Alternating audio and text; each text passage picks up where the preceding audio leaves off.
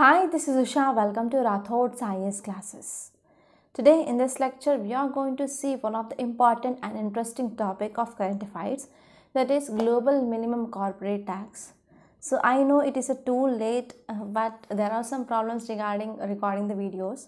So because of this, it is too late. And one more topic which is pending with me is Israel-Palestine. I will also come up with that video lecture soon. So in this lecture, we are going to discuss about this minimum corporate tax, and I will try my level best to make you understand what is this global minimum corporate tax. So first, let us see what is the meaning of corporate tax. So already in our Hindu analysis, we studied about this corporate tax, right? So for example, if there is any company is there, so for this company, it is getting some profits, okay? So it is going for manufacturing and as well as marketing, so and so it is getting some profits. So on this profits, government will impose taxes.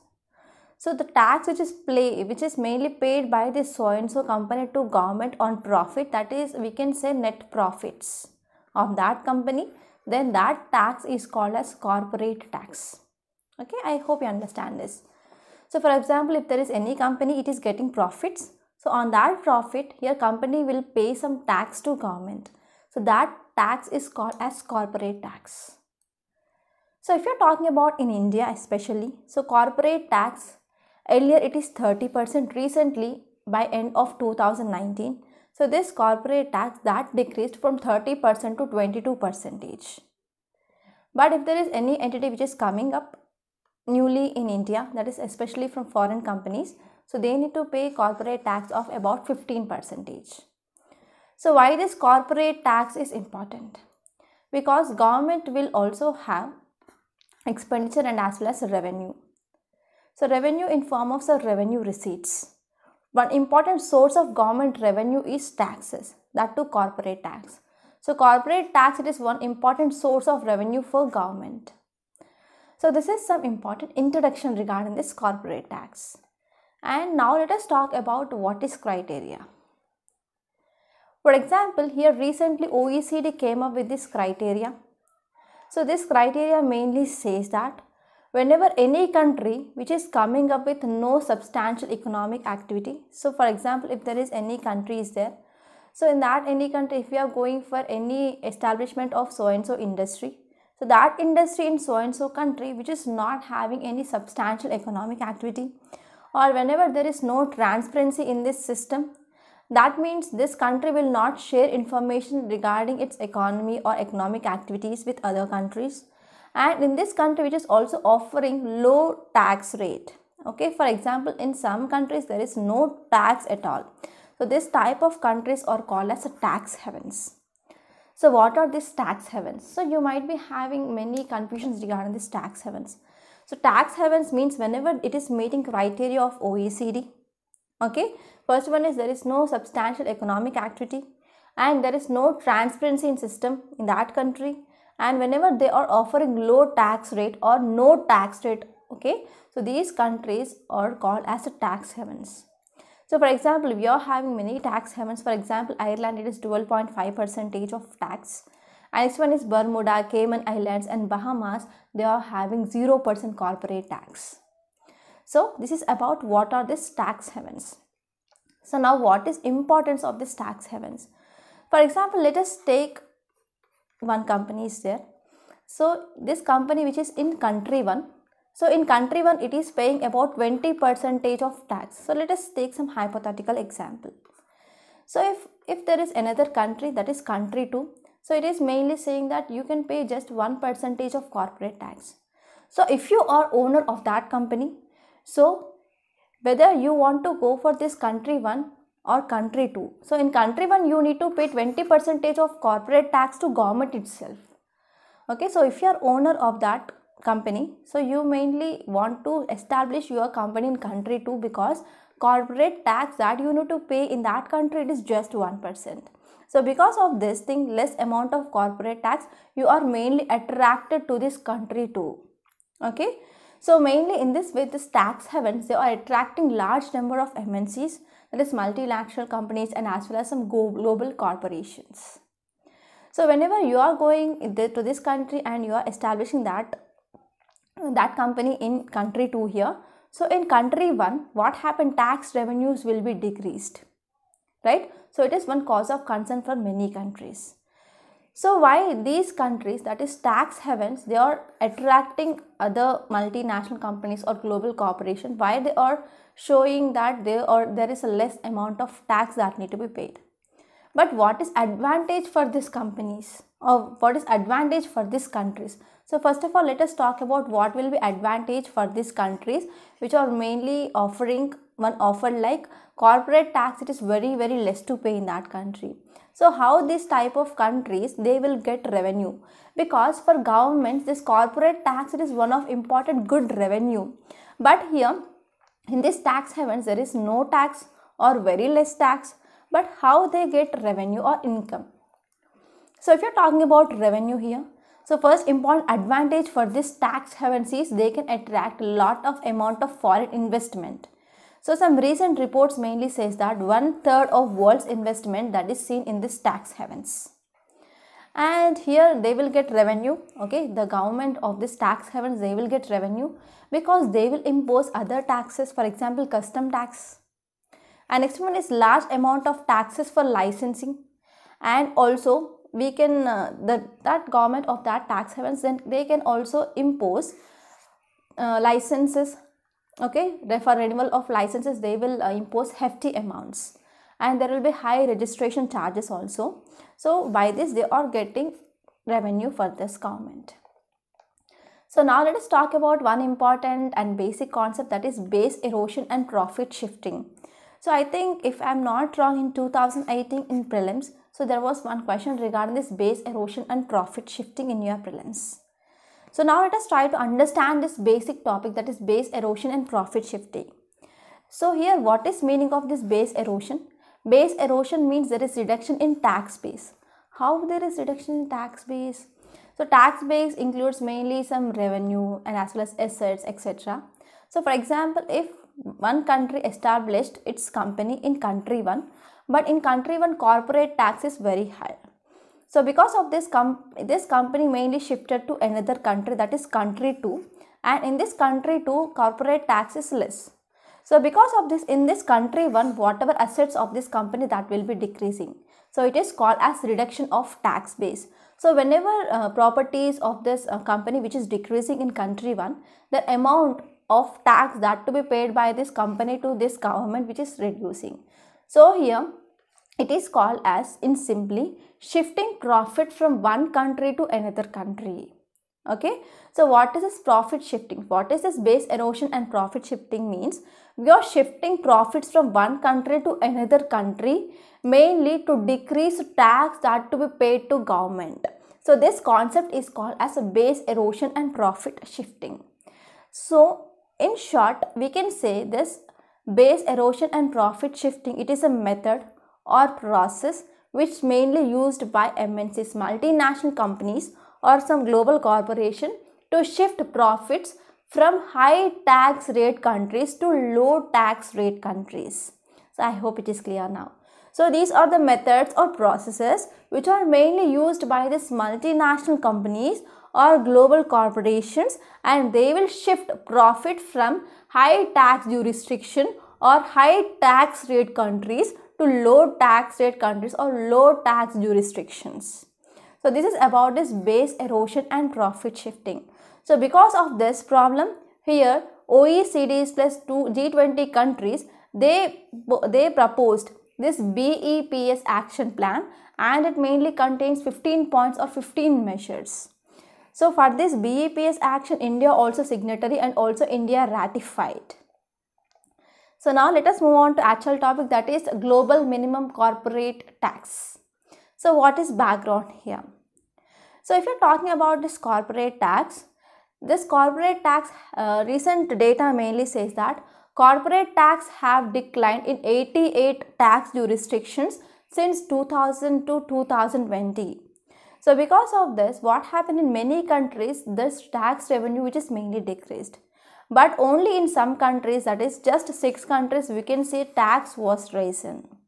So overall across globe, 88 tax jurisdictions, they decreased this corporate tax, and only 6 countries they increased this corporate tax. So recent report mainly says that OECD countries, they annually losing about $100 billion to $240 billion annually because of this profit shifting. Okay, so because of this, they came up with this global minimum corporate tax concept. So it is a not new one, but it came up by OECD earlier itself. So if you're talking about why countries, they are going for reduction of this corporate tax. So one thing you need to remember here. So for example, in India, earlier it is 30%, and in 2019, that is end of 2019, we decreased it to 22%. So we decreased corporate tax of about 8%. So why government decreased this corporate tax? So you need to think in this direction also. Because whenever corporate tax which is decreased, we can attract MNC companies or global companies, such that will increase investment in our economy. That means we can attract FDI, that is foreign direct investment. So because of this foreign direct investment which is increasing, that will also increases our forex reserves. So this forex are nothing but our capital formation. That means indirectly we are increasing our capital formation also. So whenever foreign companies, they are coming and establishing many companies in India, then they will hire local people to work in them, in their companies, right? So because of this, that will also boost employment opportunities, because unemployment, it is one of important challenge we are facing. So government need to address this problem. So it is attracting MNCs by decreasing corporate tax. And next one is we can also get some tax receipts from these MNC companies also. So because of all these reasons, mainly governments, they will reduce this corporate tax. So you have to remember this thing. And now let us move on to further. So what is the present context? So recently government of US proposed that GMT, that is global minimum corporate tax of 21% should be imposed. So why US took this decision? First we have to know background, what is happening in US and what led to this decision by US. So first important thing is, so corporate tax that is now in US is about 21%. But earlier it was 35%, and Donald Trump administration, the former president of US, he decreased this corporate tax from 35% to 21%. So here how much amount? That is about 14% of tax rate decreased. So because of decrease in this 14% of corporate tax, that led to decrease in tax revenues for government. So this is first important thing. And now we are in pandemic situation. So because of this pandemic situation which disrupted economies all over world. So because of this, that led to decrease in other tax receipts. Okay, because of imposition of lockdown, there is no proper manufacturing and there is no proper service providing. So because of this tax that used to come from this manufacturing and other receipts also got decreased. And in this pandemic, there is also increase in expenditure of government from this healthcare sector. And as far as government started providing some support or social sector schemes also. So because of all these things, first one is there is decrease in tax revenue. Second one is there is decrease in other tax revenues, and on other side there is increase in expenditure. So because of this, what happened here? Revenue decreased and expenditure increased. So here the gap which is mainly increased, that is debt also increased. So because of this, present US administration, that is Biden sir, he announced that huge amount of investment. He also announced that they are going to come up with a huge amount of investment, especially in this infrastructure sector. So recently we also studied in our Hindu analysis, like they are coming up with some innovation bill. So in that innovation bill, they are going to increase their investment, especially in this infrastructure. So because of this, here administration, they need to provide some finance or some fund for this investment in infrastructure development. And on another side, if you see tax revenue which is very much decreased, how can US administration that can bridge this gap? So because of this, here recently US president increased this corporate tax rate from 21% to 28%. Okay, and if you see here, what is the problem with this increasing of corporate tax? So increasing of corporate tax, it will give some revenue for government, but on another side it may also lose out. Okay, so these MNC companies, they may shift out from America to other countries. So what happened? Because of this increasing of corporate tax, what happened, MNC companies, they started moving out their profits out of USA. So now USA, it is in dilemma. So there is no tax revenue and other tax receipts also decreased, and there is increase in spending or expenditure. So because of this, now USA, which came out of this concept, that is global minimum corporate tax. That means wherever they are operating, they need to pay minimum corporate tax. Okay, so this is concept. So now let us talk about how it works or how it affects tax receipts. So now I will give you one small example. For example, let us take a company A is there.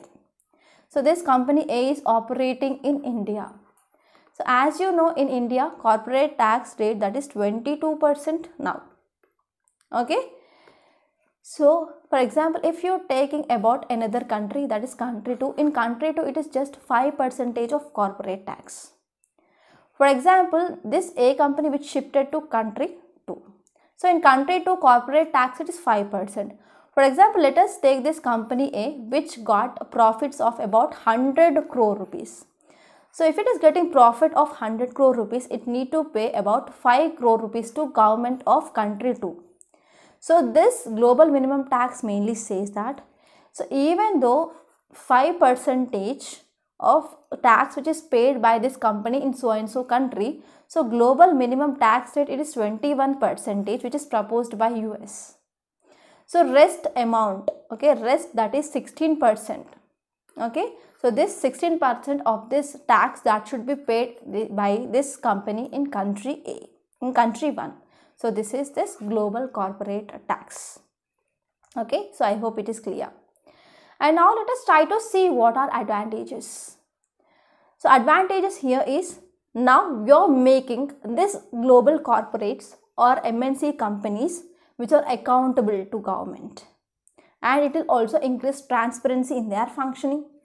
And earlier there are misusing of a number of tax laws and they are paying less tax. So now they will pay corrected tax.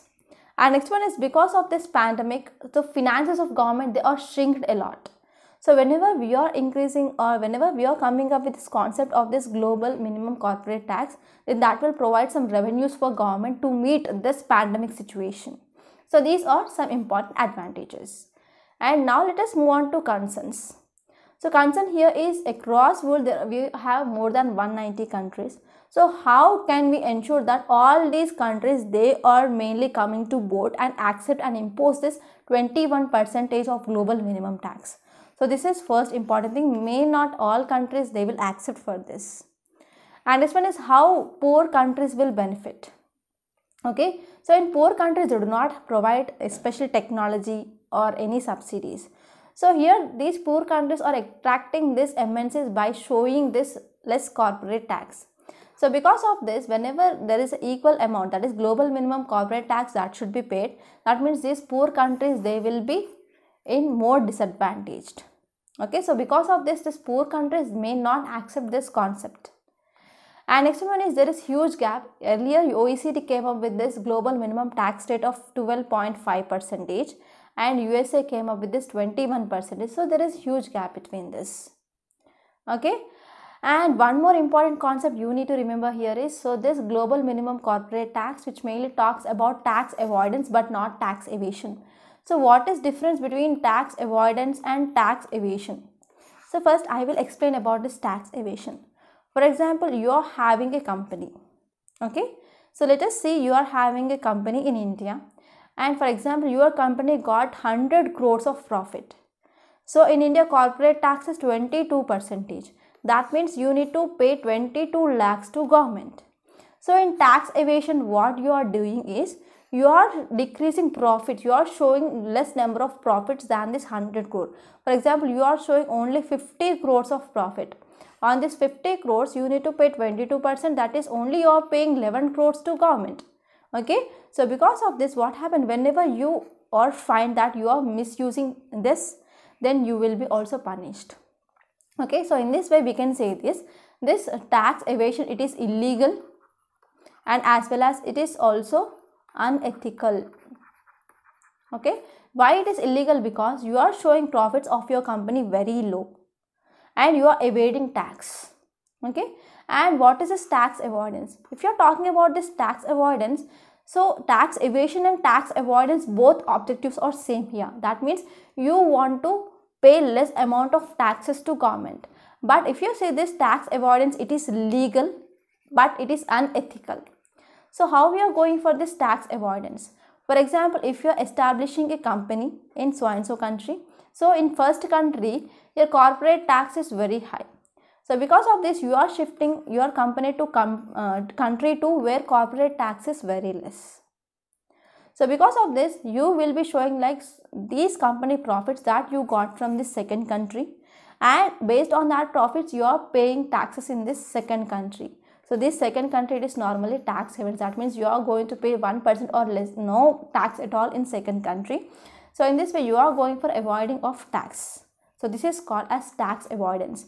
So one important thing you should remember here is this tax avoidance, it is illegal and unethical, and here tax evasion is illegal and as well as unethical.